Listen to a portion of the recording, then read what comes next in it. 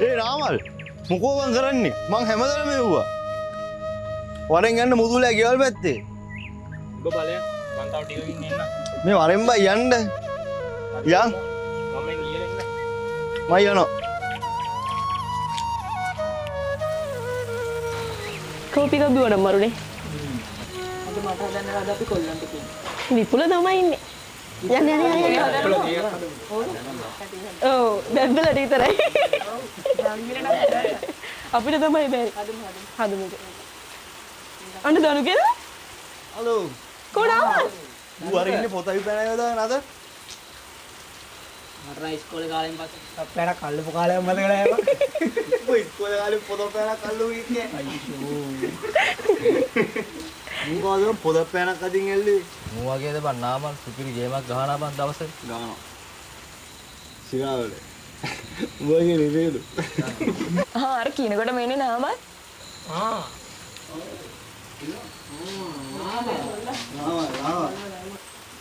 ඉන්නකෝ මං කෑමක් අරන් එන්න.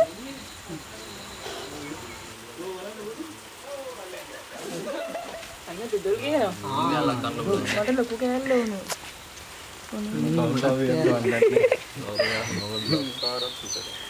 රසයිද? රසයි. කවුද හැදුවේ? ලොකු අම්මට ගෙනියන්න හදපුවා. ලොකු අම්මා ආයෙත් රට යනවද?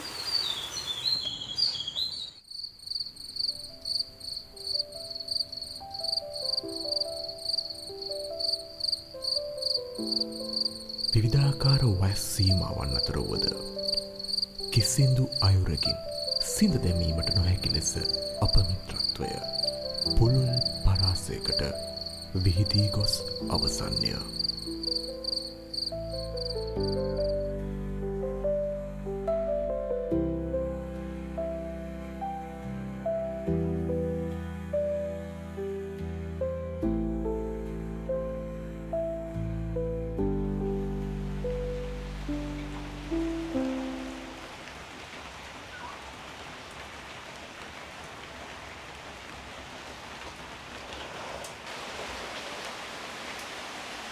මොකෝ මේ කල්පනාද?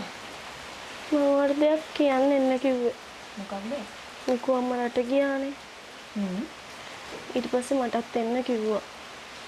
දැන් අම්මලත් කියනවා යන්න කියලා. වෙන කරන්න දෙයක්වත් නැහැනේ. මාත් අමාරුවෙන් හරි හදාගත්තා.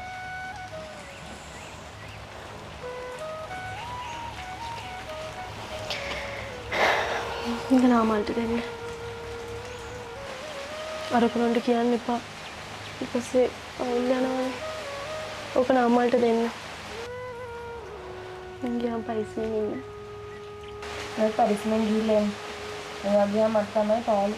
ඉක්මනට එන්න.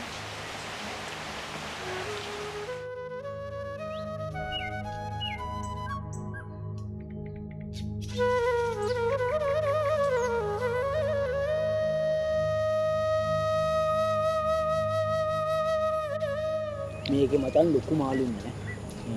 උදාර ගුණේ මම කලනවන් දැක්කා. ආම්බන් සාරේන? සාරා. අද මොකද බං තනියම ඇවිල්ලා? කොහෙද මුතු? මුතු ගියා බං. අපිව දාලා රට. බං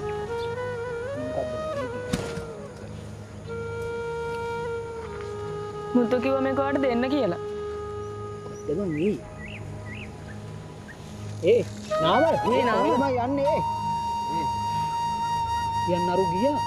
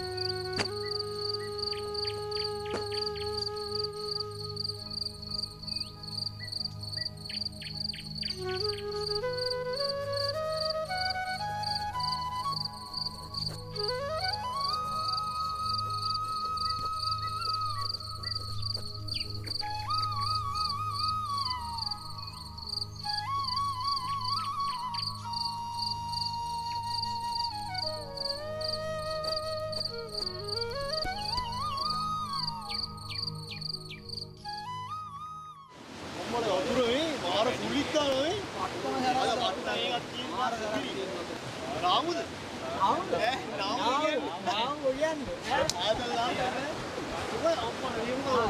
මාව කැම්පස් එකට සිලෙක්ට් වෙලා. අඩෝ මේකට ගිය කලවල බංගෝ. ආ අපි නාට්‍ය යන්නද? ඉරාලේ යමු. යා නාමු. යම. අර යන්න.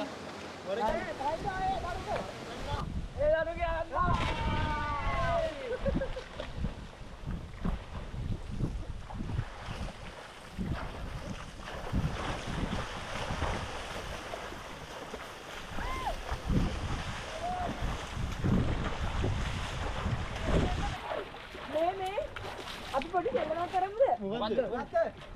මං ගණන් කරන්නම්. ඔයාලා හැමෝම පල්ලෙහාට යන්න. කවුද මොන වැඩියෙන් ඉන්නේ? හරි ඔන්න මං ගණන් කරනවා. හරි 1යි 2යි 3යි 1 2 3 4 5 6 7 8 9 10 11 12 13 14 15 මෙයා තමයි 8 17 18 19 20 21 22 23 24 පොයි පුලිය. අඩෝ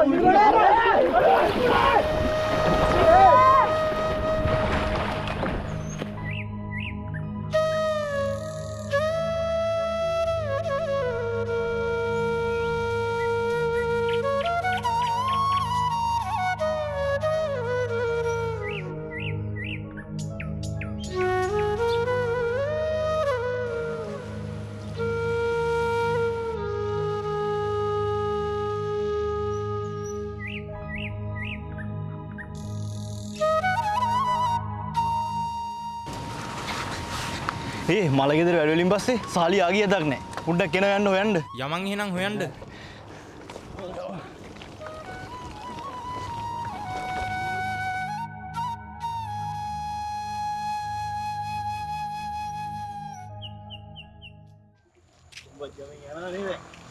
බායි කමට එන්නේ නැද්ද බා?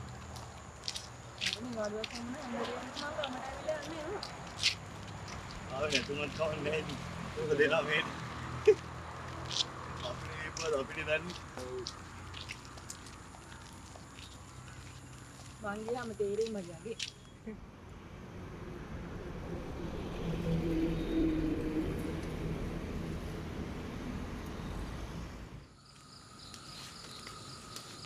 දැන් මාස ගානක් තිස්සේ අරු ආ ගියා දන්නේ නැහැ බා. මම නම් මේ මුකුත් තේරෙන්නේ. එයි බං අපිව මෙහෙම එක එක දාලා යන්නේ.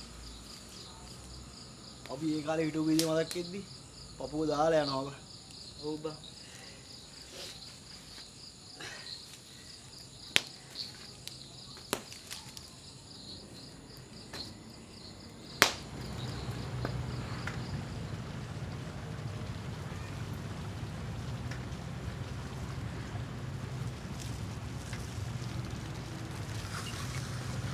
අනේ පුතේ මට මේ ලීම පොඩ්ඩක් කියවන්න.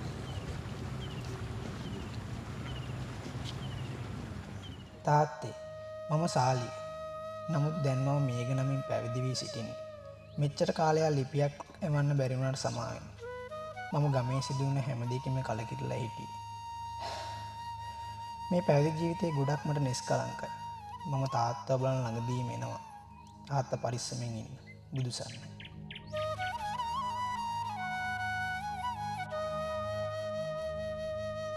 සකි පාලු නිවාතම නොසුවකි. හැකිනම් නැවත වරක් පැමිණෙන්න. ආසයි මතක පොත පෙරලන්න. අපේ සුපුරුදු නවාතැන්පලේ.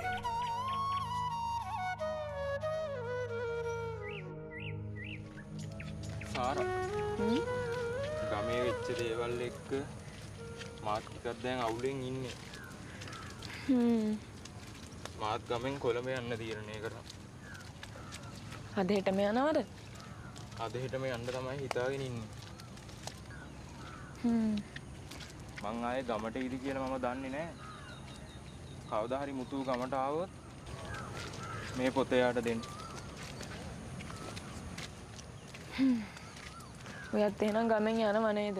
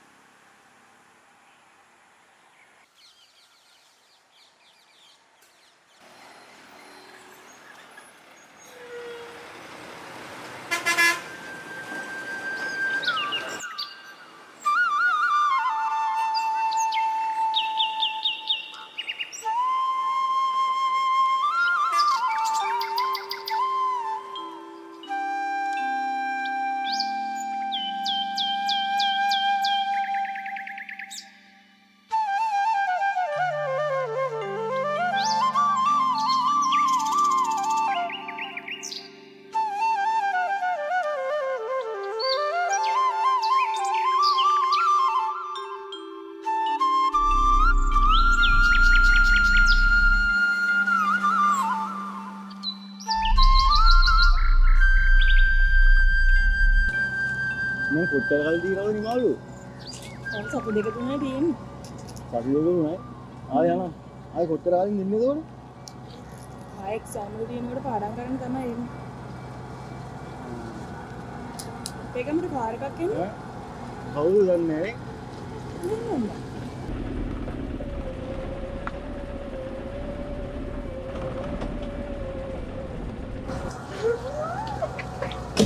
අඩෝ මේක බලපංකෝ.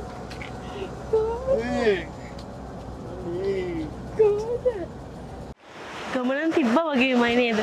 කිසි වෙනසක් කියලා නෑ. ගමන වෙන්න දින ඔක්කොම දේවල් ටික වෙලා ඉවරයි.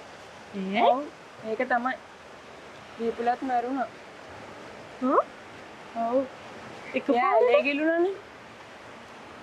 නේනේ. ඒ වෙලාව ඒකේ අවුලෙන් සාලියත් එදා ඉඳන් නැහැ. ඉතින් ඔයාලා හොයලා බැලුවේ නැද්ද? අපි පුළුවන් හැමතැනකම හෙව්වා. ඒත් හම්බුන්නේ අයියෝ. මේ ඒක නෙමෙයි. අද උදේත් නාමල් ගමෙන් ගියා. නාමලත් කියාද? යන්න කලින් මට මේක දීලා ගියාට දෙන්න කියලා.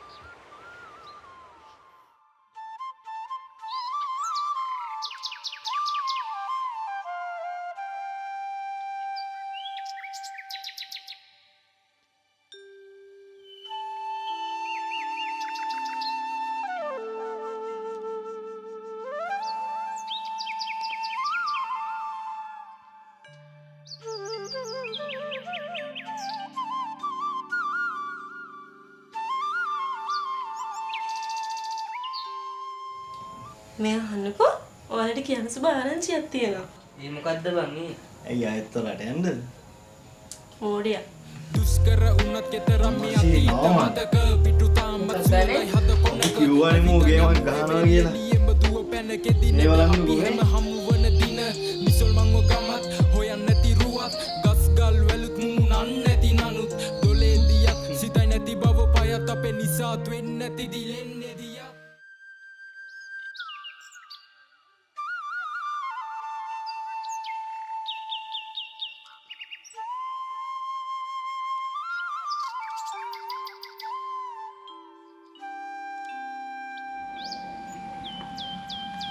මේ කවුද බං අර තනකොළ ගලවන්නේ? ඒකනේ බා. තනකොළ ගලවන. යන්න බලන්න කවුද කියලා බලන්න.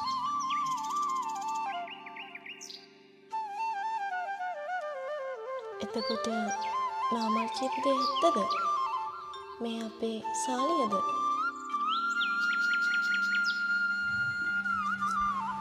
සාලිය?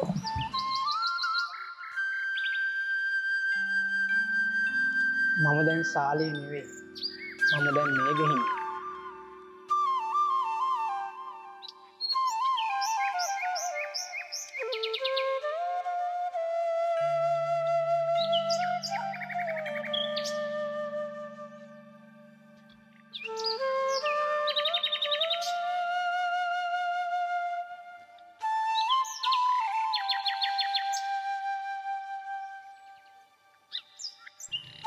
Mama?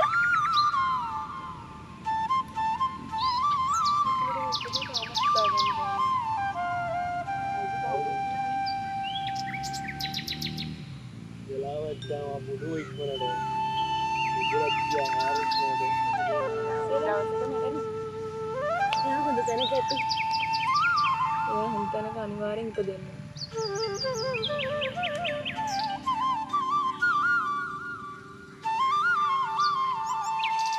සිත් කොනකවත් සටහන්ව නොතිබූ අයුරින් කොහේ හෝ දුරකතරක සිට පාවේයා අඳුරු බලාවක් ඇසිල්ලකින් ඔවුන්ගේ ඇස් අගිසි උන්නු කඳුලින් තෙත් කර එය වියලීයාමට ඉඩක් නොතැබූ මොහොතක ඉරිදැලි දැවී කිය හදවත් මිත්‍රත්වය නම් දියදහරින් සිසිල් කරලීමට තනි තනිව ප්‍රයත්න දැරූ නමුත් රිදුම් දෙන සමු ගැනීම් වල අතරමං වූ ඔවුන් දිවිමං පෙත ජය ගැනීම දෙසා වේදනාවම ආයුධයක් බවට පත් කරගත්හ. ඉතින් ප්‍රේමණීය මිතුරනි අවසානයක නව ආරම්භය නිවීමම විය යුත්තේ එහෙනි.